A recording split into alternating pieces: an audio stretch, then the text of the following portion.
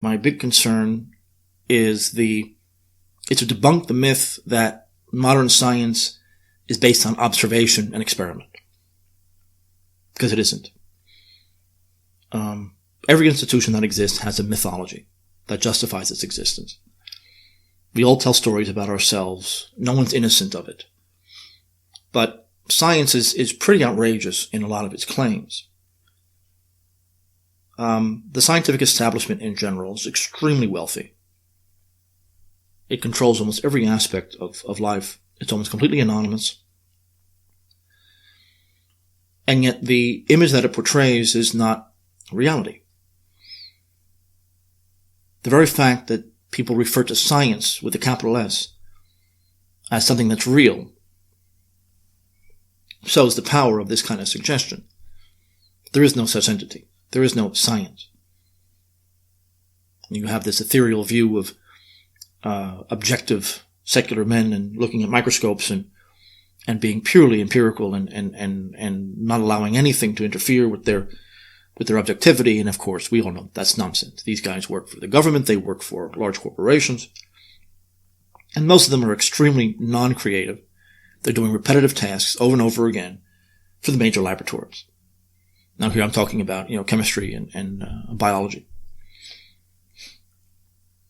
The very fact that it's really the foundation of modern biology, Charles Darwin, who created a theory without any evidence,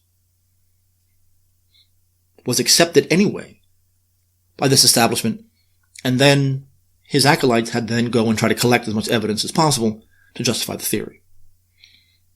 Then, of course, DNA was discovered 100 years later, and it's only through force and money that it's been able to survive that. Anyone who studies DNA and believes in Charles Darwin is a fool. That's just pure dogma and nothing else there.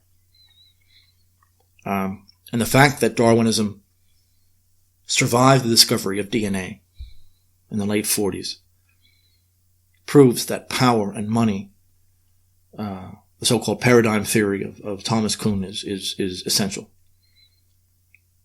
Kuhn's The Structure of Scientific Revolutions, which every grad student in the social sciences has to read over and over again, talks about all the means whereby a dominant scientific paradigm is enforced.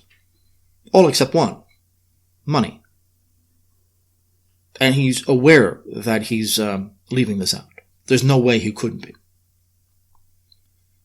So in leaving that out, of course, he is contributing to this myth. But of course he did some damage, because the scientific myth was shattered here, in the sense that, scientists are created in a very dogmatic environment. They're raised to believe, from late high school, college, grad school, in a certain series of non-negotiable axiomatic ideas. Not only in terms of the practice itself, but also its origins. And it's very, very difficult to dissuade them, especially when their money is dependent on this, and their prestige is dependent on this. One of the funny things that's happening these days is that you see in all these content mills online, they'll make a claim about, some trite topic, which married couples are happiest according to science. Well, of course, it's social science. These aren't people in a laboratory. These are highly motivated, tenured liberals in their offices. There's no experiment. There's nothing like that. And of course, the assumption is that anyone who they interview or talk about is telling them the truth. And the more intimate the topic, the less chance there is that anyone's actually going to tell them the truth. Social scientific papers are a bit of a joke, in that very little of it is quantitative. The theory that they are working on is the opposite, is qualitative. The argument is qualitative. How they define their variables is purely qualitative, and that's really most of the paper. Their analysis or the regression or whatever they're using is purely qualitative.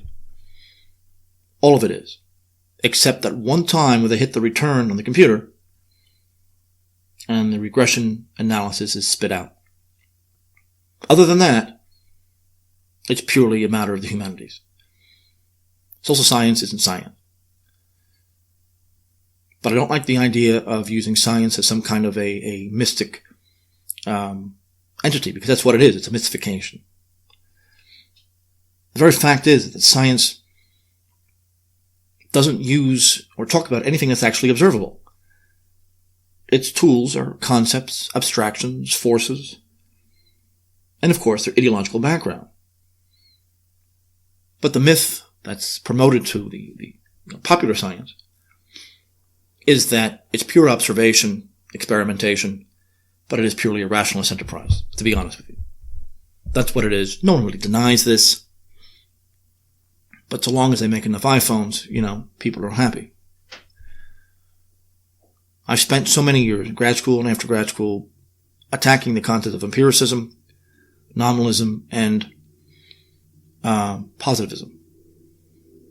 Whether it be from the British idealists and now from Vladimir Soloviev, they have a lot of ideas in common.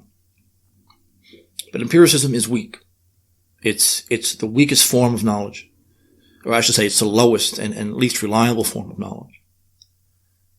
And speaking in the most general senses, first of all, the reality of the outside world can't be proven. It has to be taken on faith.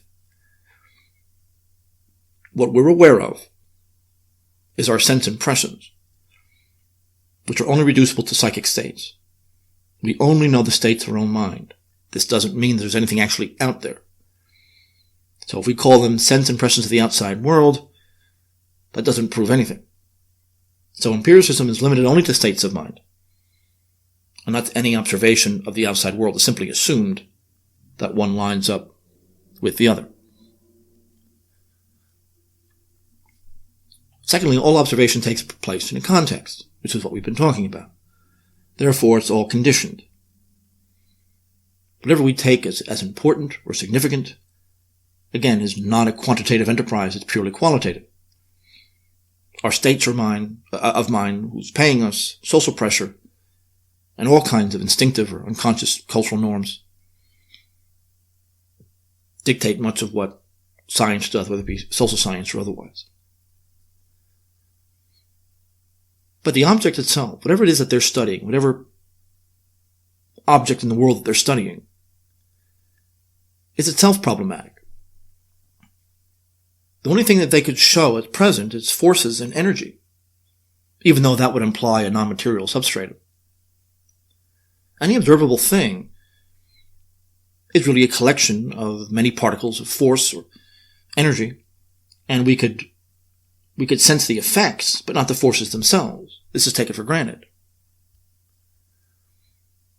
When I see something, a botanist looks at a plant, what he sees only exists in his mind. His senses have made the colors brown and green, or the elementary forces of the tree. The energies that are picked up by our mind is interpreted and made into colors and textures. So when I see an object and call it a thing, I'm behaving arbitrarily. Calling an object a single thing is false because it isn't. It's a collection of millions of pulses of force and energy. It's many, many things rather than a single thing, which makes nominalism really a joke. Empiricism as a form of knowledge. Now we understand it has utilitarian value. But utilitarianism isn't knowledge. That's just something that works. That may or may not be true.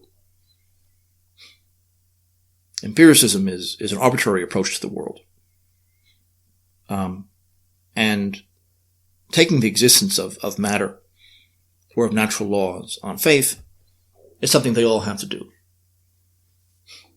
Utilitarianism is really all they fall back on, and that really ends up meaning that their work can be turned into some kind of profit.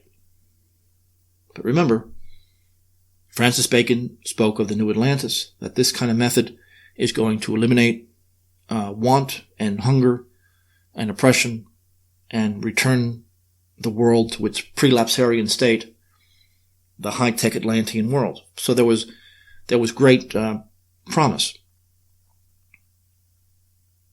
But I think when World War I finally hit, the promises of the scientific establishment were seen to be what they truly were.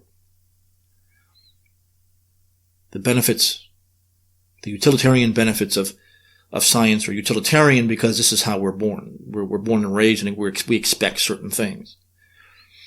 The price that we pay for these things is very, very high. And when we have something new, an invention that does something for us, we forget how to do it ourselves. There is no progress because every time we move forward, we're forgetting something else. We're forgetting how to do something. Never at any time in history have people been so obese, so unhappy, so delusional about the world. Empiricism, though, knows only internal psychic states and nothing else. It's not really a form of knowledge at all. It's a very superficial approach to the world, which, of course, it's perfect for today. But we really can't talk, even if we talk about energy, and Orthodox people talk about energy all the time, we can't see it or touch it, but we only know it through its effects. So ultimately, the only thing that makes any sense is to hold the ancient doctrine of essences, or natures, Plato's forms. Elementary forces that can't be seen or heard or sensed. And the things that we observe have to be reduced to what cannot be observed in order to make sense out of them. And this was Plato's essential point. The same thing for Augustine, Spinoza, Scovaroda, Russell. The true nature and foundation of reality is spiritual. Anything else falls under a contradiction. And the German idealists like Fichte and Hegel made a very similar point.